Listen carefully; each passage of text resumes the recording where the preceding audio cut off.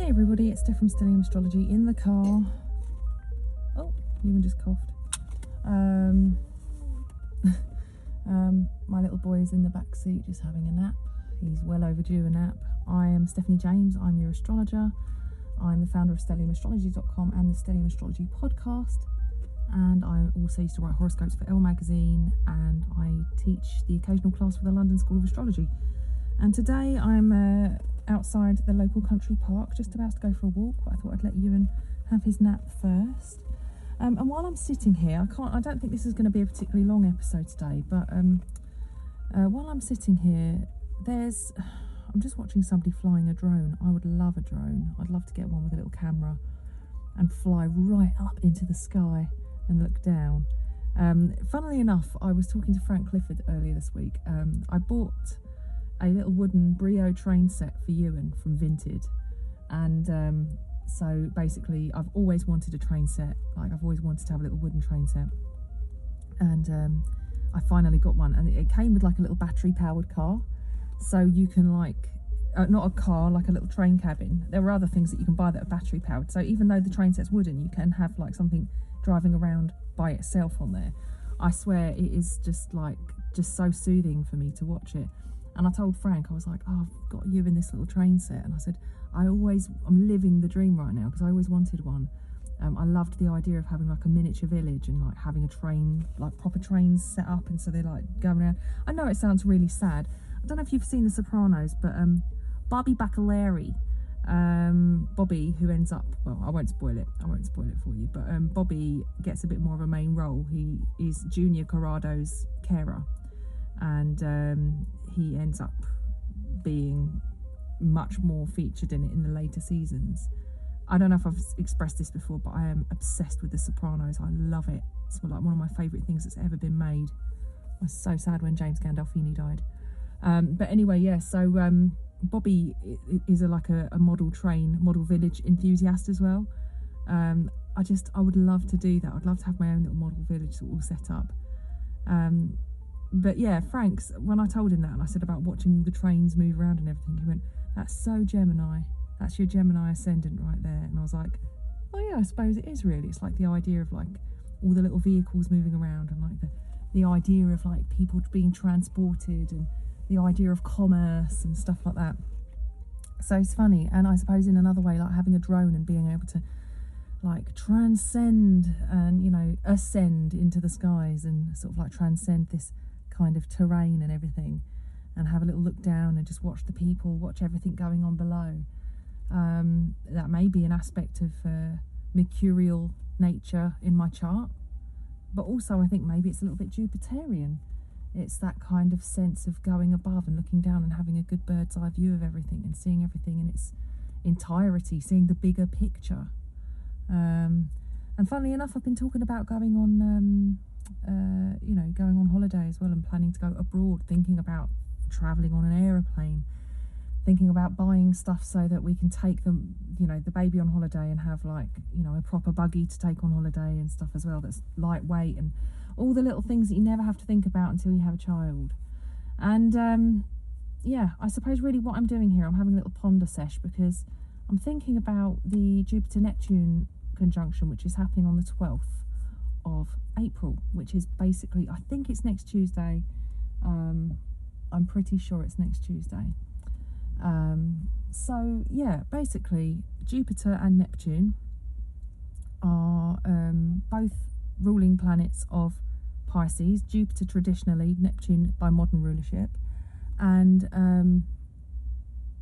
Jupiter also rules Sagittarius. So anywhere in your natal chart that you have Jupiter and Pisces are two areas that are going to be highlighted for you in a kind of uniting of the lords of those signs, the rulers of those signs and houses, the lords of those houses, because whatever those signs, whichever houses those signs are on the cusp of in your chart, those planets, Jupiter and Neptune, will be the lord of those houses.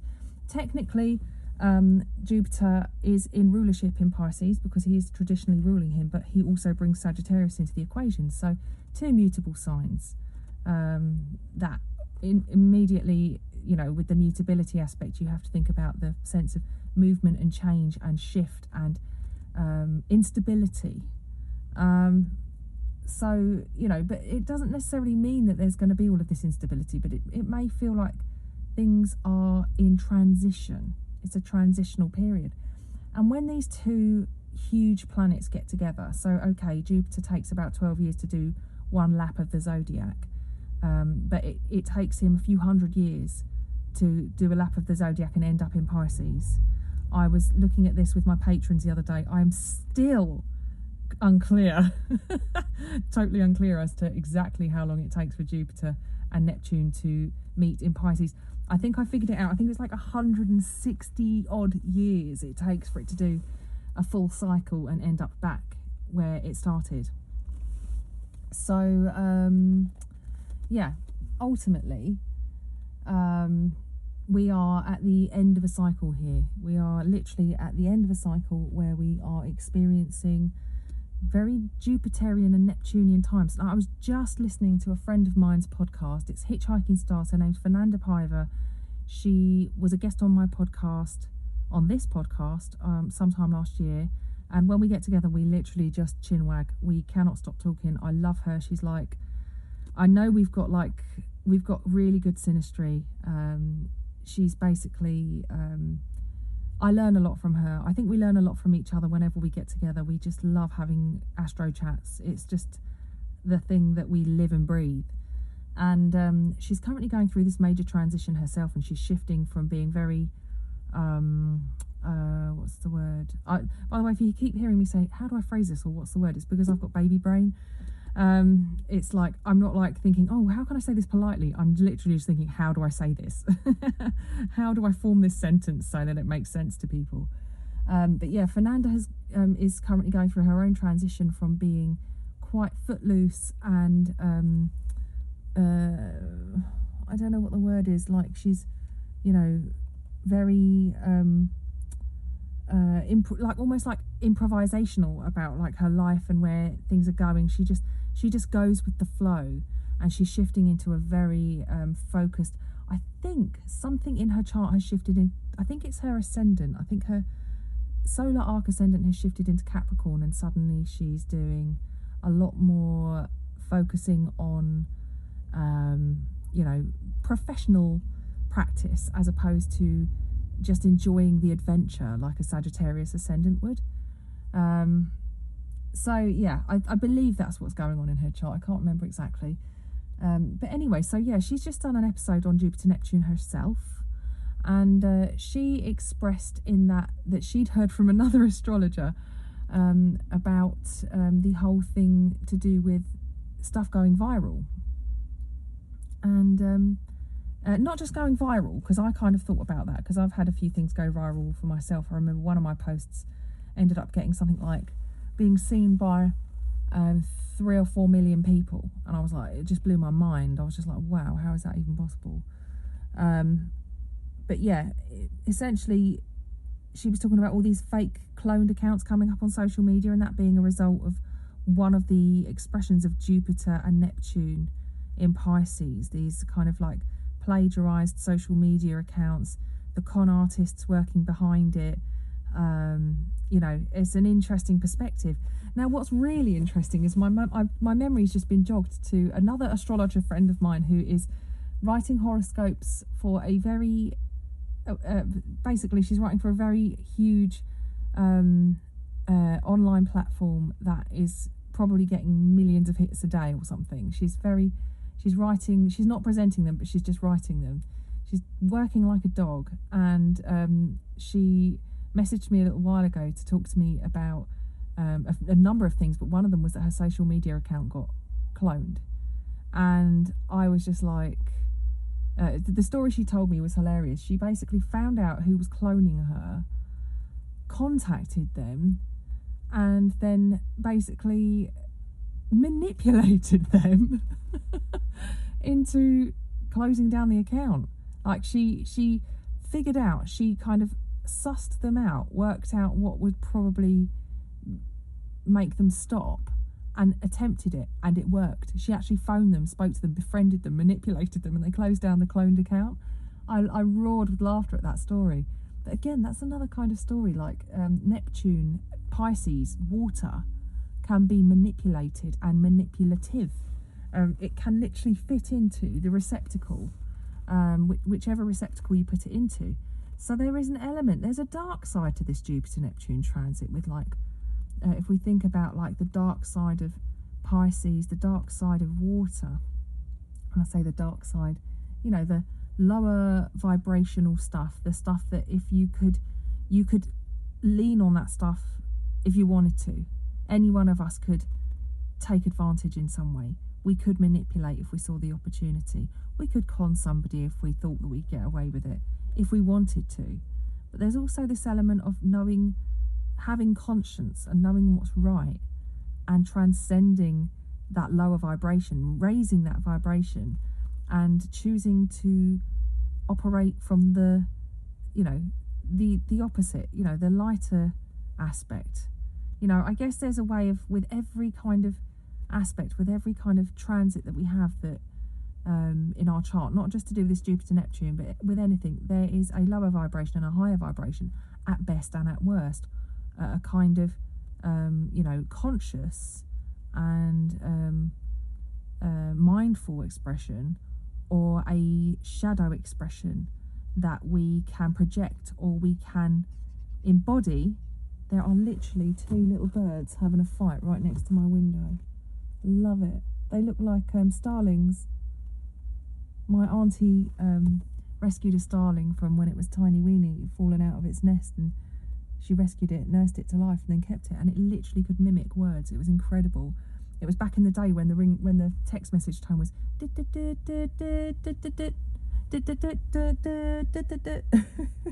back in those old Nokia days. But yeah, who knew that a wild bird could mimic?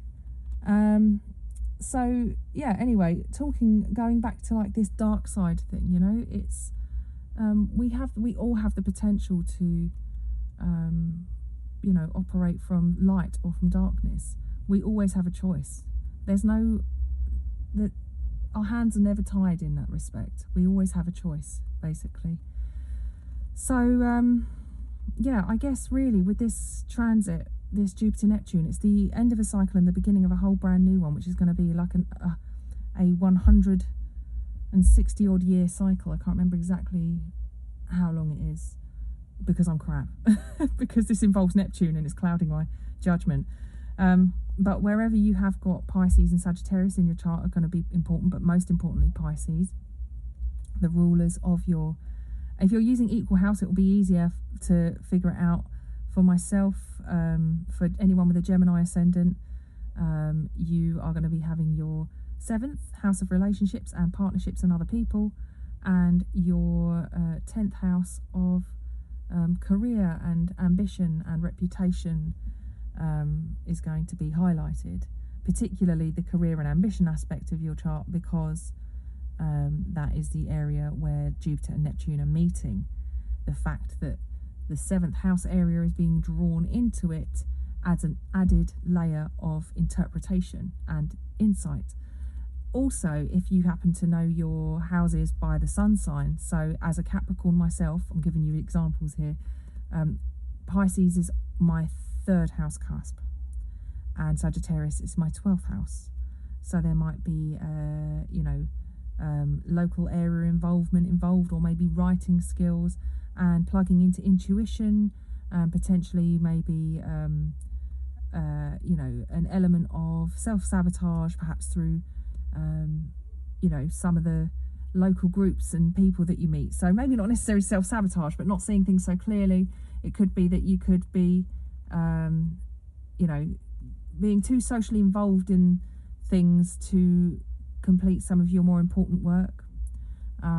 But yeah, if you add those two like layers together, you can then read the chart and think, well, how does this currently feel for me right now, and how is this going to express itself?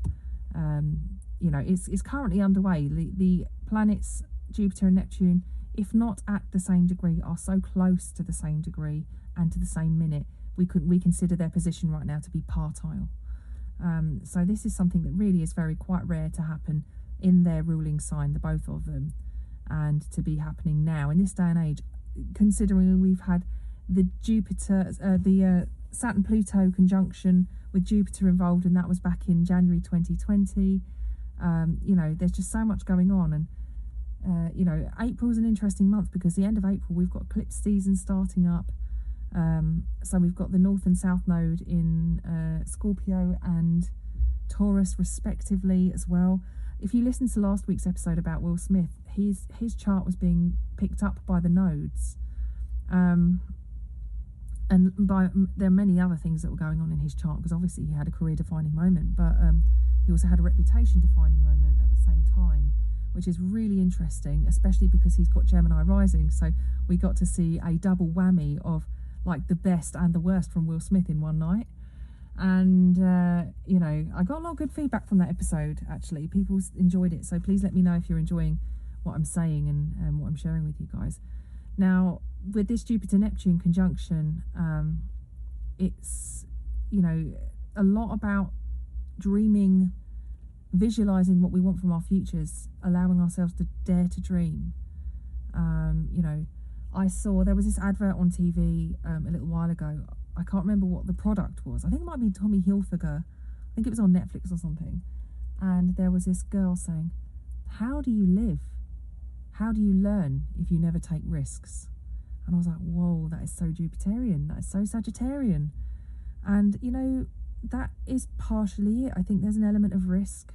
There's an element of having faith. Huge element of having faith right now.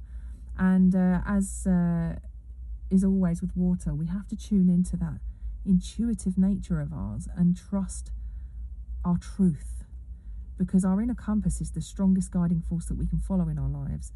And you know when you're not following it because it feels wrong. Even if you're the most disconnected person in the world, even if you use logic and lean on your logic and do everything that makes sense, and people praise you for like, oh, well done, haven't they achieved a lot in their life, and haven't they done brilliant things, and haven't they got a respectable job and whatever else, if it feels wrong, it's not right. You know, it's got to feel right. So if you're feeling something isn't right and you're pushing and pushing, one of my favourite quotes, a meme online, is something like, love is like, love is like a fart. If you've got to force it, it's probably shit. And it's like with intuition, you know, if you're not trusting your intuition and following the truth, it won't feel right, and it probably will be shit. And, you know, Jupiter-Neptune gives us the opportunity to not only think big and look towards the future, but to dream and to, you know, if any of you right now are like dream journaling, you are probably noticing that the dream time that you're having, if you're lucky enough to be sleeping, if you don't have like an 8-month-old baby, but the dream realm is very strong right now, the astral realm for a lot of people. And, you know, the ability to escape is very rife for us as well, because as much as I enjoy watching all these Netflix things and actually finding time to sit down and chill out and watch TV and, you know, relax and stuff, you know, there's an element of how much are we like tuning in and dropping out of reality in order to just stop feeling. So, yeah, these are just some thoughts. I'm actually doing my very best to put something together for the Jupiter-Neptune conjunction for my patrons. I already have recorded a thing about Jupiter in the signs for my patrons. I think it was for the VIPs, and that was back in December of 2021. So yeah, I'm going to be hopefully recording something for you guys on Jupiter-Neptune. And this isn't the only Jupiter thing I'm going to be doing this year, because he also enters Aries. Is it May? Is he going to be going in May or June? He's in Aries for a long time this year as well. So yeah, just if I'm doing my best to get that put together and to make sense of this rather, I'm going to say it's kind of confusing, because Jupiter magnifies anything it comes into contact with, and Neptune is extremely confusing planet. Oh dear, you all right there? He's awake. He's picking up his dummy. He's putting it in his mouth and just sitting there like a proper little geezer. He's such a little geezer, my boy. Anyway, That's kind of it for today. Thank you for tuning in. Thank you for listening. No charts to explore, just a little bit of a pondering process, which I hope you enjoy. Let me know if you do. Don't forget to rate me on Spotify. Those of you who already have, thank you so much. I wish I knew who had. I would come and give you a great big hug. Ewan, he's got a bit of a cold at the moment. He sounds like sounds like a swamp. Sounds like a swamp thing. Any other podcasting platform that you're listening on, I'd appreciate you rating and reviewing me on that as well. It's awesome. Don't forget, I've got a YouTube channel as well, and I'm actually thinking of doing another thing for my YouTube channel. Anyone who's already on the channel is going to be automatically entered, but I've already decided that in December I will be sending out a Magic of Eye calendar to anybody who not just a calendar, like a kind of diary thing, for one lucky listener. So if you just subscribe to my YouTube channel, and if you could do me a favour and screenshot that and send it to me by email, Stephanie, Stefanie, at stelliumastrology.com, then that just means that I will receive your I will be able to see that you're following, because sometimes the YouTube channels are actually private and it won't show me who's following me. So please make sure that if you do follow me, that you screenshot and you email it to me. I can stick it in a folder, and when it comes to December time, I'll be able to put you in a draw and you may win a Magic of Eye calendar. That's going to happen. That's my Jupiter and Neptune promise to you. Somebody's going to win. It's a lovely diary that you kind of like work on a regular basis with the planets, with the moon often, and really tune into things. It's a beautiful book. I was gifted one in December last year, and it is just a thing of beauty. So I just want to share that beauty with you guys. So don't forget to do that. And if you want to be featured on the podcast, I promise I'm getting around to it. Sign up to my mailing list. You can find that on the website, stelliumastrology.com. If you're on my Instagram page or any other page where you can see my link tree in my bio, click on that. You can get there too from that direction. And the waiting list for readings. I'm still inviting people for readings. If you haven't heard from me, I am getting round to you. And I'm looking forward to hearing from you guys, receiving your charts, and getting into the swing of things a bit. I think Jupiter Neptune is going to give me a bit of a kick up the bum and help me to get myself a bit more organised. All right, you lot, take care. Don't forget to check out the Patreon page when I'm going to have this Jupiter Neptune thing up, hopefully just in time, if not a few days before, to provide insight for what you can do for the next coming 160 odd years, or however many years it is. I'll have a bit more of a clarification on that for the patrons. I do apologise. Please understand I am under the influence of Jupiter and Neptune, who are causing some confusion and brain fog for me, and baby brain. All right, you guys, take care. Thanks for tuning in, and I'll speak to you next week. Bye now.